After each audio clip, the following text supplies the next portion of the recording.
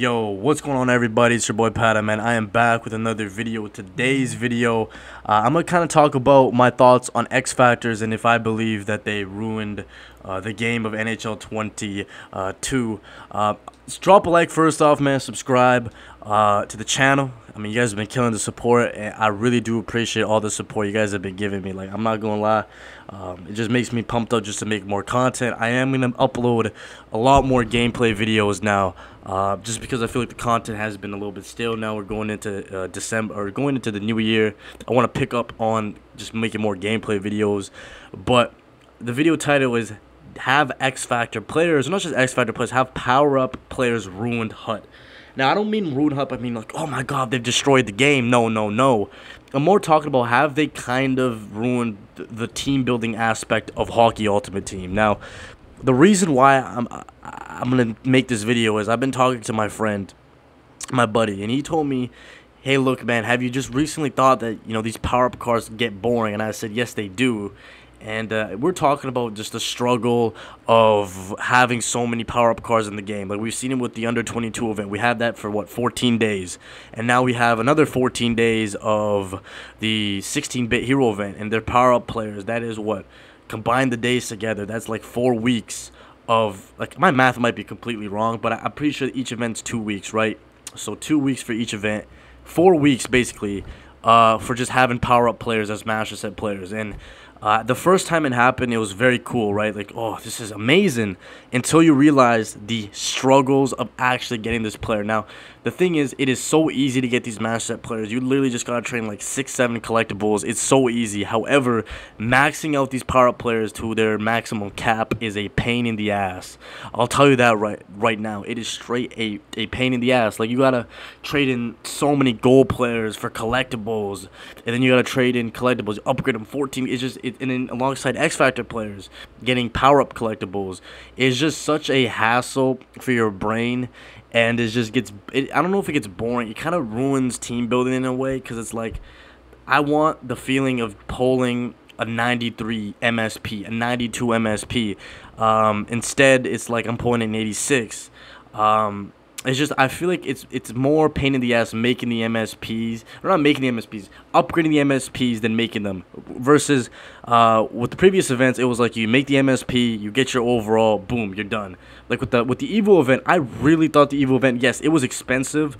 Most of the Evo cards weren't worth it. But when I made Matthew Shane, I knew what I was getting with that. With these power-up players, it's like, all right, you know, I got this power-up player, now I gotta make sure I get the gold players to upgrade them, and it's just gotta go into my collection. It's just so much work. It is, you know, I know I might just be one of those people just complain, but I'm not trying to say it's a bad thing. However, I just wish, instead of making them 86s, can we just make them like an 88 overall card, and then reduce the upgrades? Because I just feel like upgrading them is just, alongside X Factors, is just, that's kind of a hassle. Now, that's not even the main part of this video. I just wanted to bring that up. The main part is how X Factors, in my opinion, ruined team building, because in the beginning of the year, I've pretty much not changed my team at all. And that's the craziest part, is like, I'm looking at my team right now. Most of my team has stayed the same since the game first came out. Or not the game first came up, but like the first 4 weeks of the game, my team has been the same. That's because these X Factor players, you're not replacing your X Factor players. Most of the time, you're just going to upgrade them with power-up collectibles. They're going to stay on your team probably for the entire year. Like, if you have X Factor Crosby, X Factor Ovechkin, Kane, I mean, if you're lucky enough and you got McDavid, they're not getting off your team no matter what, right? They're going to be on your team for the entire year. Meaning that, like, I felt like the team building aspect got a little bit removed, because it's like, the cool thing about Hockey Ultimate Team was upgrading your team. You know, you have cards that, you know, if I play the game in October, and, you know, by the time December rolls up, my card's going to be outdated. I need to continue to play HUD, continue to get the MSPs. Now, with the power-up players, it feels like most of the time, especially the X Factor players, it's just, you know, you don't got to upgrade your team no more. And I don't know if that ruins team building for me, but as a content creator, it does, because it also makes the other content EA releases boring. And that's what I wanted to kind of point at that. Like, I'm not trying to say X Factors is a horrible idea. I think it was a pretty cool, damn cool idea. But I just feel like it ruins the other aspects, the other, because, like, prime times, no offense, I don't know why people would even want to have prime times. Like, the excitement of pulling a primetime isn't worth it. The excitement of pulling a team of the week isn't worth it. Pulling an 86 isn't worth it.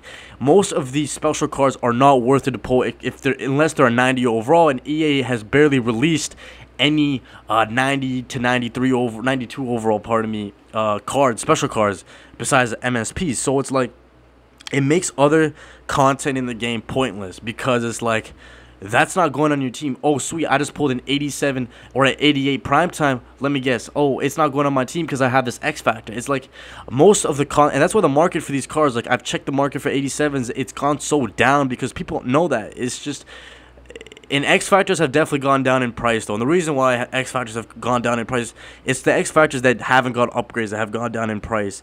But that's because most people have their X Factors. But maybe I'm completely wrong. Maybe I'm just completely wrong. I just felt this was a cool video to make. I want to start a discussion.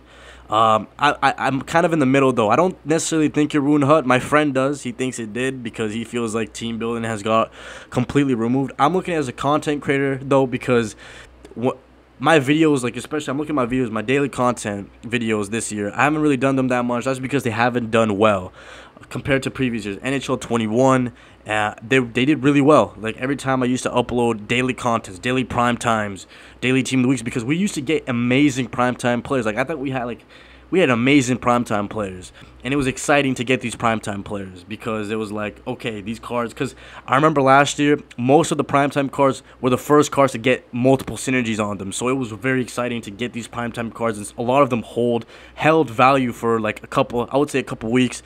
Now it's like you pull a primetime, it's cool for like maybe 6 hours, and it's alright, it's on to the next thing. Or you pull a primetime, it's like, oh my god, that's cool, and then you realize, wait, I'm not going to use this card, and then you just sell them for like the cheapest price on the market. So that's kind of how I look at it. My daily content videos haven't done good this year, and I think a big part of that is because content really isn't exciting to most people, because it's like you don't really feel excited about a card because you know that card isn't going to go on your team. You guys know what I'm trying to say here.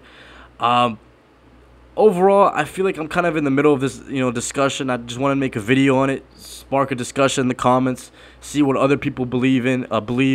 I'm not trying to say necessarily just X Factors ruin the game. I really hope EA doesn't just do power-up players for events.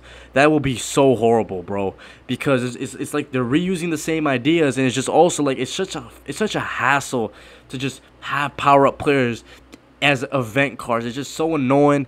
Give us 94, 95 MSPs. Make these master set players worth it to build. Make a MSP, like make a card where I feel like, okay, you know what, I'm taking that X Factor off my team. So far, EA has not released a card where I feel like, okay, I'm gonna take my X Factor off my team. It's like, no, I'm not, because these X Factors, like, think about it, you pretty much got a end game card in like the first 2 to 3 weeks of launch. That's crazy. That's crazy to me, because most of the time in previous years, you would have to continue. You'd have to improve your team every couple weeks. Every week you have to improve your team. Now it's like, all right, you pretty much have your end game team in the first 2 weeks, 3 weeks of the game.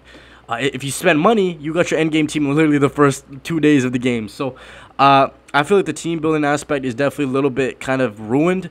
But I mean, again, I don't think anyone even plays HUD to build their team. People just play to play the game. So drop a like on this video, subscribe. Again, I'm very excited to see how people react to this. And yeah, I'm gonna see you guys in the next video. Peace out. Yeah.